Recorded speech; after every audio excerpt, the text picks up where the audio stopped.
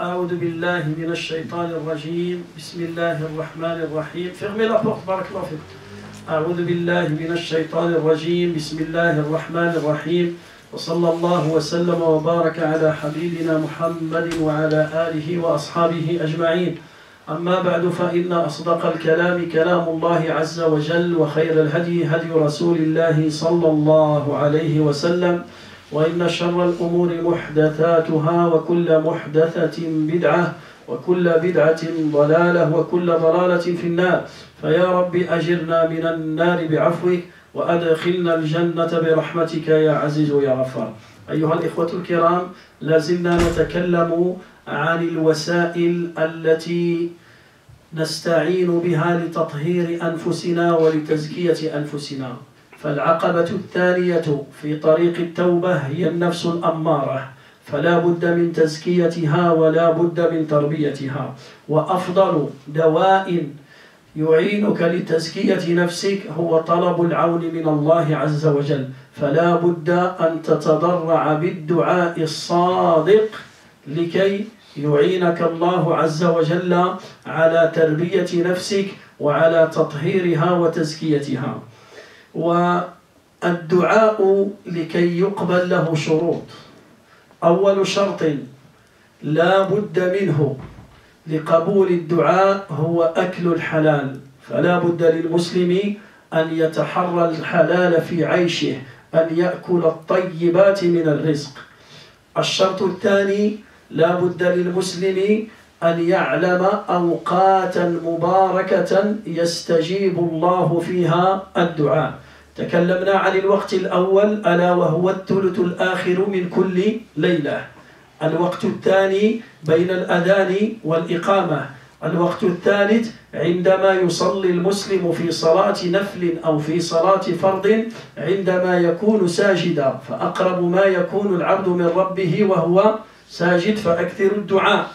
الوقت الرابع هو عندما يتعرى في النوم، لا يستطيع أن ينام في الليل ويستيقظ ويصيبه قلق، فهنا إذا قال لا إله إلا الله وحده لا شريك له، له الملك وله الحمد وهو على كل شيء قدير، سبحان الله والحمد لله ولا إله إلا الله والله أكبر ولا حول ولا قوة إلا بالله، اللهم اغفر لي، ثم دعا استجيبت دعوته. فإذا قام وتوضأ فصلى قبلت صلاته. الوقت الخامس هو ساعة أخفاها الله في يوم الجمعة.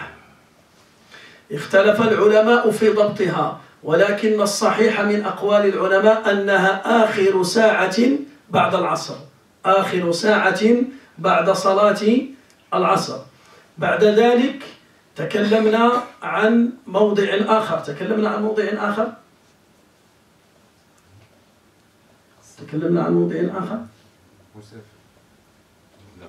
نعم، قلنا دعوة الصائم، قلنا دعوة الصائم طيلة صيامه منذ أن يصوم، منذ اللحظة إلى غروب الشمس. كذلك قلنا دعوة المسافر، فالمسافر له دعوة مستجابة. واليوم بإذن الله سنذكر دعوة أخرى، وهذه الدعوة مستجابة ولو من الكافر الذي لا يؤمن بالله، ولو من الكافر، ألا وهي دعوة المظلوم. دعوة المظلوم، دعوة المظلوم. Inch'Allah mes frères, toujours on continue de parler sur les difficultés qu'on trouve dans le chemin de repentir. Le musulman, quand il décide de faire un repentir sincère, il va trouver des ennemis qui vont essayer de l'écarter de ce chemin béni. Le premier ennemi, c'est le diable, et on a parlé de lui et on a donné des protections contre lui. Deuxième ennemi qui cherche et qui essaye à t'écarter du chemin de repentir, c'est ton nefs, ton âme qui est au fond de toi, ton âme qui t'ordonne de faire le mal. Alors là, la meilleure solution pour contrôler cette âme et pour la purifier, il faut demander l'aide d'Allah. Tu ne peux pas changer ton âme tout seul, tu ne peux pas purifier cette âme tout seul, tu ne peux pas la battre tout seul, tu ne peux pas la changer tout seul. Il faut demander l'aide d'Allah. Et la meilleure solution de demander l'aide d'Allah, c'est de faire des invocations, de faire des du'as. Et c'est pour cela qu'on a commencé à parler sur les conditions des du'as acceptés. Si tu veux que ton du'a il sera accepté, il y a des conditions. La première condition, il faut manger le halal. Ça veut dire que tu gagnes ta vie d'une manière licite et tu dépenses ton argent dans des choses halal tayyiba. Et il faut s'écarter de toute chose qui est haram et même des ambiguïtés. Si tu as le doute, il faut s'écarter. Si tu as le doute sur quelque chose, peut-être halal, peut-être haram, tu as 1% de doute, écarte-toi. Écarte-toi. Il faut manger le halal, le pur halal, à 100%. Deuxième condition, il y a des moments bénis. Allah Ta'ala, il accepte le dua dans ces moments. Il faut les connaître. On a parlé sur le premier endroit, c'est le dernier tiers de chaque nuit. Chaque nuit, le dernier tiers, là, le dua, il est accepté. C'est pour cela, si vous remarquez dans notre mosquée, on retarde la prière de nuit. On retarde jusqu'à le maximum, on va s'arrêter avant 5 minutes, 10 minutes de salat as-subh. Pourquoi? Parce que c'est ça le meilleur moment dans la nuit. Le meilleur moment dans la nuit, c'est le dernier tiers. Deuxième endroit, c'est entre l'adhan et l'iqama. Entre l'adhan et l'iqama. Là, j'ai oublié de préciser, par exemple, tu vas prier chez toi, à la maison. Toi et ta femme et tes enfants, et tu vas faire l'adhan, à l'heure de l'adhan. Et tu fais l'adhan. Est-ce que aussi, là-bas chez toi, on va considérer cette période entre l'adhan et l'iqama? Ou bien, l'adhan et l'iqama, c'est dans la mosquée seulement?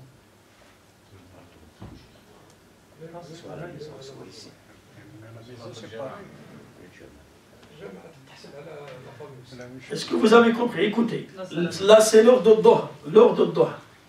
Et toi, tu habites loin de la mosquée par exemple, et tu es arrivé du travail à l'heure, tu ne peux pas arriver à la mosquée. Si tu vas à la mosquée, tu vas prier en retard. Là, tu es à la maison, tu vas faire l'adhan à la maison, et ta femme il va te dire, je vais me préparer, je vais me faire les ablutions. Alors tu vas laisser un délai entre l'iqama et entre as-salat.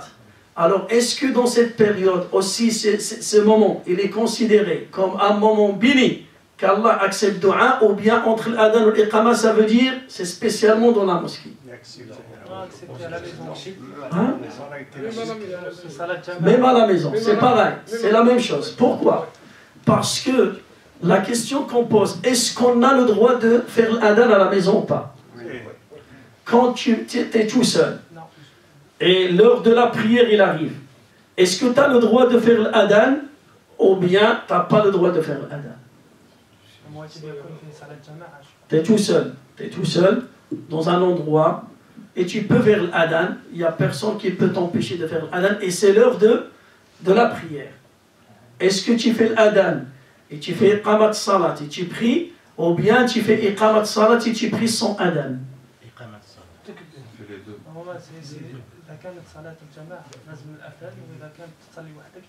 Moi je te dis tout seul. Tu es tout seul. Il n'y a personne avec toi. Tu es tout seul. Est-ce que tu as le droit de faire l'adhan? Là on parle, par exemple, tu es dans un endroit où tu peux faire l'adhan. Ça veut dire, on ne parle pas de la France. Ça veut dire, tu es dans un pays musulman ou bien tu es dans ton dépôt. Maintenant, tu travailles dans un travail chez toi, dans ton entreprise, dans ton bureau. Tu peux faire l'adhan. Il n'y a personne qui peut, dans ta maison.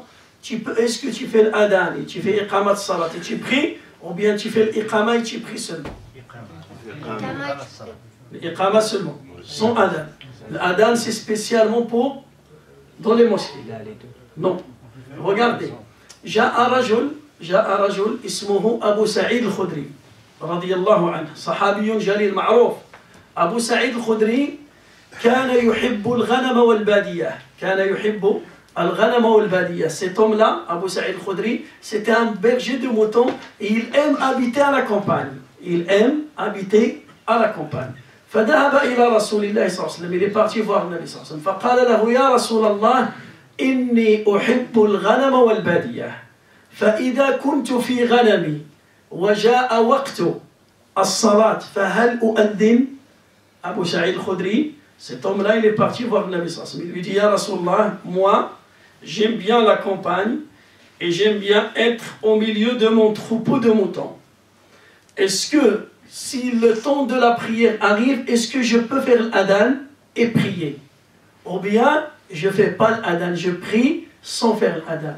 فقال له النبي عليه الصلاة والسلام إني أراك تحب الغنم والبادية فإذا كنت في غنمك وحضر وقت الصلاة فأذن فأيما جن أو إنس أو شجر أو حجر أو مضر سمع صوتك إلا شهد لك به يوم القيامة. Le prophète alayhi salatu wassalam, il dit à cet homme-là, moi je vois que tu aimes être à la campagne et tu aimes être avec ton troupeau de moutons dans les champs. Alors quand tu es avec ton troupeau dans les champs et il arrive le temps de la prière, fais l'adhan. Car chaque être humain et chaque djinn et chaque ange et chaque arbre, chaque pierre qui vont entendre ta voix, ils vont témoigner pour toi le jour de la résurrection devant Allah Azza wa Jalla. Là, ça nous montre que l'adhan, c'est autorisé compter tout seul. En plus de ça, c'est recommandé. C'est une sunna mustahabba. Ça veut dire la meilleure chose, le mieux, quand tu es tout seul, de faire l'adhan. Pourquoi? Parce que tu vas gagner beaucoup de choses. La première chose que tu vas gagner, c'est que tu as fait l'adhan. Tu as répété dhikr. L'adhan, c'est des paroles, tu es en train d'évoquer Allah Azza wa Jalla. Deuxième chose, tu vas gagner ad-du'a que tu fais avec le prophète sallallahu alayhi wa sallam après l'adhan. Allahumma rabba hadihi ad-da'wati at-tammah was-salati al-qa'imah. Et celui qui fait ce du'a pour le Nabi sallallahu alayhi wa sallam, al-Nabi sallallahu alayhi wa sallam, il va intercéder pour lui le jour de la résurrection. Troisième chose que tu vas gagner, c'est que chaque être vivant qui va écouter ta voix, soit des pierres, soit des montagnes, soit des animaux, soit des arbres, soit des djinns, soit des anges, ils vont écouter ta voix quand tu as fait l'adhan, ils vont témoigner pour toi le jour de la résurrection. Quatrième chose que tu vas gagner, c'est que tu peux laisser un délai entre l'adhan et l'iqama, et ce moment de dua, il est accepté. Ce moment de dua, il est accepté. Ça veut dire même chez toi, tu peux faire l'adhan et tu peux laisser un moment entre l'adhan et l'iqama. نعم. Par contre, le portable qui est non, le portable c'est un enregistrement. Le portable c'est un mu'addin. On a enregistré un mu'addin peut-être qui a fait l'adhan, ça fait 4 ans, ça fait 5 ans, ça fait 2 mois, ça fait l'adhan. Regardez, le portable, il n'y a que le portable. La ruqya dans le portable ou bien dans la télé, ça ne marche pas. Quelqu'un qui laisse le Coran tourner dans la maison, il va dire je vais faire une protection à la maison, ça ne marche pas. Le Coran qu'on écoute dans la télé, ou bien tu écoutes un récitateur dans le portable, c'est pour répéter après lui seulement. Pour répéter et pour corriger un peu ta récitation. Seulement. Il ne te sert à rien, ni pour protection contre l'œil, ni protection contre sihr, ni protection contre les diables. À la maison, tu laisses tourner le Coran, il ne sert à rien à la maison. La seule chose, c'est pour répéter après lui, seulement. Et aussi l'adhan. L'adhan qui est dans le portable, tu ne peux pas répéter après l'adhan qui est enregistré dans ton portable. La répétition après le mu'addin qui est en train de faire l'adhan directement. Face à toi. Tu l'écoutes, tu es en train de l'écouter, soit à l'intérieur de la mosquée, soit à l'extérieur. Comme Oublad, il parle, et il fait l'adhan par les haut-parleurs, là, tu es en train d'écouter une personne qui fait l'adhan sur place. Alors là, tu répètes après lui. Mais dans le portable, ou bien dans la télé, ou bien dans la radio, tu ne répètes pas après lui. Est-ce que c'est clair? لماذا? Pourquoi? لأن النبي صلى الله عليه وسلم قال يقول الله تعالى ما ذكرني عبدي وحرك شفتيه بذكري. ما ذكرني, quand mon serviteur m'évoque et il bouge sa langue quand il évoque Allah Azza wa Jal, tu dois écouter la personne directement, parce que ça c'est un enregistrement qui est enregistré, ça fait longtemps. Peut-être le mu'addin il est vivant, il n'est pas vivant, peut-être là il fait l'adhan, et maintenant, toi tu écoutes son adhan, et maintenant peut-être lui il est dans les toilettes. Il est en train de faire ses ablutions, ou bien il est en train de dormir, ou bien il n'est pas présent pour faire l'adhan, tu vois? Ça reste un enregistrement. C'est pour cela l'adhan tu peux faire chez toi, tout seul, avec ta femme, et tu laisses un moment entre l'adhan ou l'iqama pour faire ad-du'a. Troisième endroit, c'est quand tu es prosterné pendant les prières obligatoires ou bien les prières surrogatoires. Quatrième endroit, c'est le jour du vendredi, il y a une heure qui est cachée. Et cette heure-là, il se trouve après l'Asr. La dernière heure après l'Asr, entre l'Asr et le Maghrib, là, ce moment, c'est un moment béni. Il faut faire beaucoup de dua dans ce moment. Cinquième endroit, c'est pendant le jeûne, quand tu es en état de jeûne. Depuis le matin jusqu'au coucher de soleil. Tout ce temps, c'est un moment béni pour qu'Allah accepte tes doigts. Sixième endroit, c'est quand tu es en état de voyage. Le voyageur, son doigt, il est accepté. Et aujourd'hui, Inch'Allah, on va parler d'un autre endroit.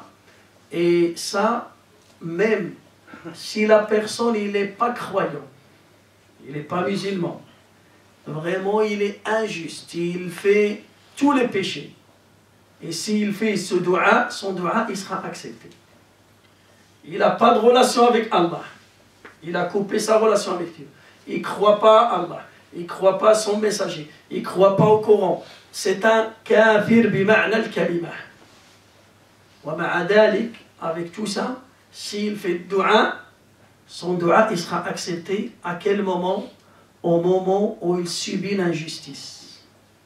Au moment où il subit une injustice. Si tu lui fais l'injustice, et toi tu es musulman, tu es croyant, tu es pieux, tu es proche d'Allah, et tu fais l'injustice à quelqu'un qui est mécréant, qui ne croit pas à Allah, qui déclare la guerre contre Allah et contre la religion d'Allah, et toi tu lui fais l'injustice, et il fait des doigts contre toi, son doigt il sera accepté par Allah Azza wa Jalla. النبي صلى الله عليه وسلم يقول اتقوا دعوة المظلوم فإنها ترفع على الغمام ويقول الله عز وجل وعزتي وجلالي لأنصرنك ولو بعد حين. وفي رواية أخرى اتقوا دعوة المظلوم فإنها ليس بينها وبين الله حجاب. اتقوا دعوة المظلوم فدعوة المظلوم مستجابة ولو كان المظلوم كافرا ولو كان المظلوم فاجرا. Même si celui qui subit l'injustice, c'est un injuste, c'est un criminel, mais le moment où toi tu lui fais l'injustice et il fait dua contre toi, son dua il sera accepté. Pourquoi? لأن الله تعالى يقول إني حرمت الظلم على نفسي وجعلته بينكم محرما فلا تظالموا. Allah Ta'ala, il a rendu l'injustice, il a interdit l'injustice sur lui-même, et il a rendu l'injustice entre nous interdite. Alors il nous a demandé de ne pas faire l'injustice. فلذلك الظلم ظلمات يوم القيامة. L'injustice, c'est des ténèbres le jour de la résurrection. Et da'wat al-madloum, il sera accepté à 100% et dans ce bas monde. النبي عليه الصلاة والسلام يقول عقوبتان أو ذنبان يعجل الله بهما في الدنيا قبل الآخرة. Il y a deux péchés. Si tu commets ces deux péchés-là, Allah il va te punir في الدنيا avant l'آخرة. La première chose, عقوق الوالدين, le mauvais comportement avec les parents. Et la deuxième chose, l'injustice. Si tu fais al-baghy, al-uquq ou al-baghy, si tu fais l'injustice à un animal, à un mécréant, à un enfant, à une femme, un vieux, à n'importe quelle personne, soit tu lui as fait l'injustice avec tes paroles, ou bien avec tes yeux, ou bien avec ton cœur, ou bien avec tes mains, n'importe quelle injustice, s'il subit une injustice et il fait dua contre toi, alors tu seras puni dans ce bas monde avant le delà. يقول أحد العلماء لا تظلمن إذا ما كنت مقتدرا فالظلم عقباه إلى الندم تنام عيناك والمظلوم منتبه يدعو عليك وعين الله لم تنم. Toi, quand tu fais l'injustice à quelqu'un, tu vas dormir. Et lui, qu'est-ce qu'il fait? Tellement son cœur est brûlé, son cœur est cassé par cette injustice, à chaque fois, il se rappelle ce que tu lui as fait, il va lever ses mains, il va faire dua contre toi. Et toi, tu es en train de dormir. Et Allah, il ne dort pas.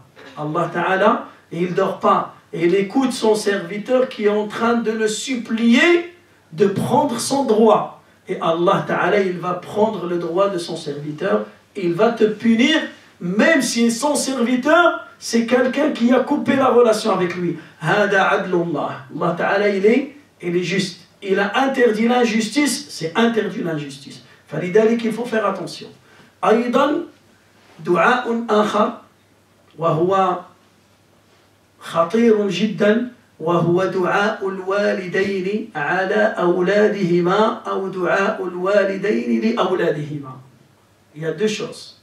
Dua des parents en faveur de leur enfant ou bien le dua des parents contre leur enfant.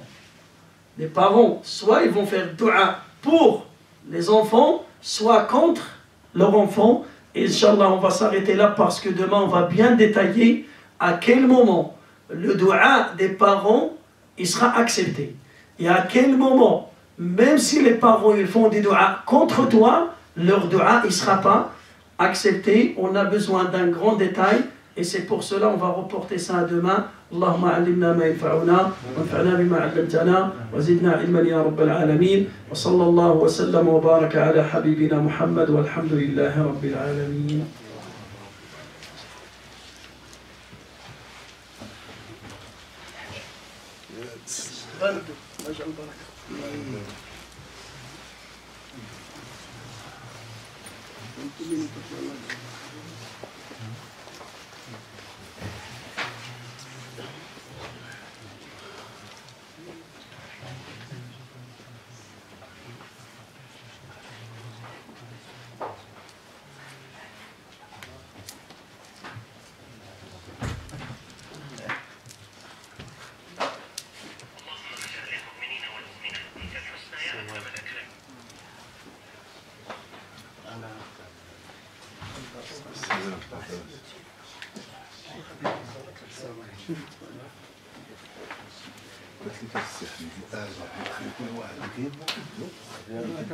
ويقوم الصلاة ويصلي الصلاة الأفضل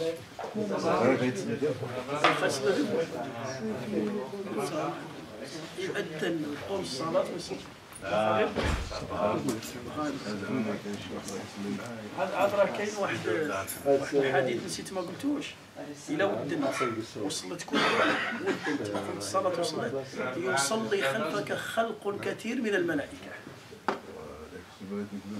هذاك جنب واحد من يكون بوحده غادي يكون راسو ويكون الصلاة راسو ويصلي. يدي 3 ديال الأجر، يدي أجر الآذان وأجر